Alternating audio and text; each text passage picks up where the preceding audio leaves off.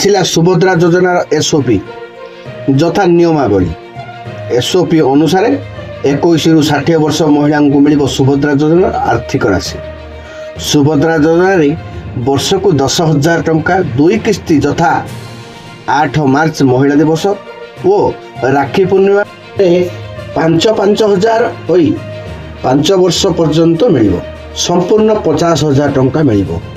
ABBS ଆଧାର payment bridge system ସହାୟତାରେ ଯୋଗ୍ୟ ହିତାଧିକାରୀଙ୍କୁ ମିଳିବ ସିଧାସଳଖ ବ୍ୟାଙ୍କ ଆକାଉଣ୍ଟରେ ଟଙ୍କା। ସହିତ ହିତାଧିକାରୀଙ୍କୁ ସୁଭଦ୍ରା ଯୋଜନାର ଡେବିଟ୍ କାର୍ଡ ମଧ୍ୟ ଦିଆଯିବ। ଏଥର ଦେଖିବା ସୁଭଦ୍ରା ଯୋଜନାରେ ସାମିଲ ହେବା ପାଇଁ କେଉଁ କେଉଁ ଲୋକ ଯୋଗ୍ୟ ହୋଇପାରିବେ।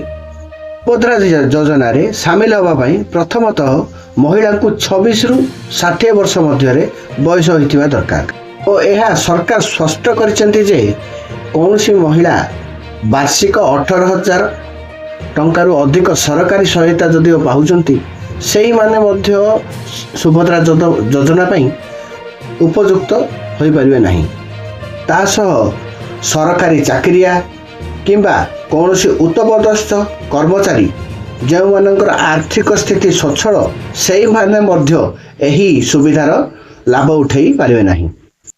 ସରକାର କିନ୍ତୁ ଗୋଟିଏ ବିଷୟରେ ସ୍ପଷ୍ଟ କରିନାହାନ୍ତି ଯେ ଯଦି କୌଣସି ସ୍ତ୍ରୀ ଲୋକଙ୍କ ସ୍ୱାମୀ ରୋଜଗାରକ୍ଷମ କିମ୍ବା ଚାକିରିଆ ସେ କିନ୍ତୁ ଘରଣୀ ସେ ଏହି ସୁଭଦ୍ରା ଯୋଜନାର ଲାଭ ପାଇପାରିବେ କି ନାହିଁ ତାହା ଅସ୍ପଷ୍ଟ ରହିଛି।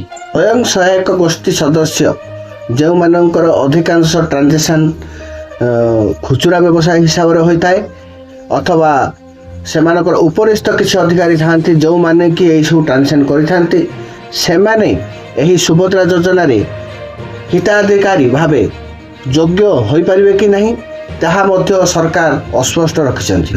ଏତଦ୍ୱାରା ପାରିବାରିକ ଆୟକୁ ମଧ୍ୟ ଏହି ବିଚାରରେ ନିଆଯିବ କି ନାହିଁ କିନ୍ତୁ ସେହି ମହିଳାମାନେ ଯେଉଁମାନେ ପାରିବାରିକ ଆୟ ଭଲ ଥିଲେ ମଧ୍ୟ ସ୍ତ୍ରୀ ଲୋକମାନେ ବେରୋଜଗାର ହୋଇ ଘରେ ବସି ରହିଛନ୍ତି ସେମାନେ ଏହି ସୁଭଦ୍ରା ଯୋଜନାର ଯୋଗ୍ୟ ହିତାଧିକାରୀ ହୋଇପାରିବେ କି ନାହିଁ ତାହା ପ୍ରଶ୍ନବାଚୀ।